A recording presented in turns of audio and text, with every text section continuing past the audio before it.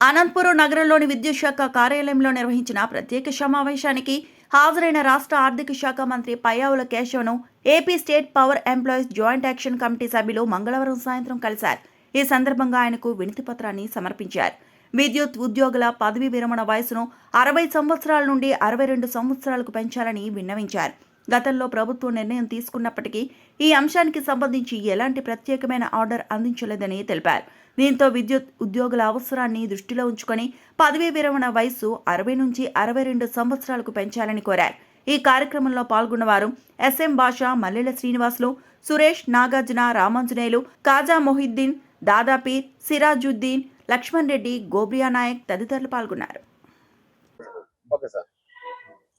Anantapur JAC విద్యుత్ ఉద్యోగుల సంఘం తరఫున మన ఆంధ్రప్రదేశ్ ప్రభుత్వం 60 నుంచి 62 సంవత్సరాల ప్రభుత్వ ఉద్యోగులకు ఏదైతే వయస్సును పెంచి వారి రిటైర్మెంట్ను పెంచారో, అలాగే విద్యుత్ సంస్థలు పనిచేసిన ఉద్యోగులందరికీ కూడా 60 నుంచి 62 సంవత్సరాల వయస్సు పెంచి సహాయం చేయాల్సిందిగా కూడా మన ప్రభుత్వాన్ని కోరుతున్నాము.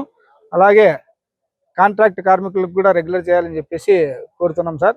ముఖ్యంగా ఈ రిటైర్మెంట్ 60 సంవత్సరాలకే రిటైర్ అయితే కొంతమంది ఎంప్లాయీస్ కూడా మినిమం పెన్షన్ 3,000 రూపాయలు అంటే వృద్ధాప్య పెన్షన్ కంటే కూడా తక్కువ వస్తుంది. వాళ్ళ కుటుంబాలు జీవన విధానము చాలా దుర్భరమైన పరిస్థితులకు వెళ్ళిపోతాయి. కాబట్టి కార్మికులని, కాంట్రాక్ట్ కార్మికులని మరియు మన ఓఎన్ఎం సోదరులని అందరినీ కూడా పరిగణలోకి తీసుకొని ముఖ్యంగా కార్మిక లోకానికి మంచి జరిగేలా 62 సంవత్సరాలు ఈ మా విద్యుత్ ఉద్యోగులకి సర్వీసును చేసేలా మాకు సహాయం చేయవలసిందిగా ప్రభుత్వాన్ని కోరుతున్నాం. జేఏసీ తరఫున ఇప్పుడు గౌరవ మంత్రి గారు మన పయ్యావుల కేశవ సార్కి ఇవ్వడం జరిగింది. మా రిప్రజెంటేషన్ 60 నుంచి 62 సంవత్సరాలు పెంచమని చెప్పి. ఇది ఎందుకు ఇచ్చామంటే, మనకు ఈపీఎఫ్ ఉద్యోగులు ఉన్నారు మా డిపార్ట్మెంట్లో.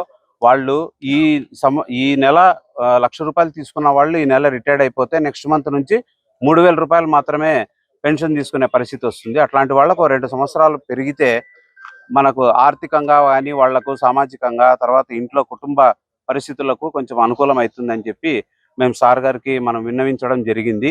ఈ సందర్భంగా మేము మా జేఏసీ తరఫున, అనంతపురం జిల్లా జేఏసీ తరఫున కోరేది ఏమంటే, ఈ 60 నుంచి 62 ఇస్తే మాకు, మా కార్మిక సోదరులకు, మాకు అందరికి కొంచెం మంచి జరుగుతుందని చెప్పి ఈ సందర్భంగా తెలియజేస్తున్నాం సార్. Thank you.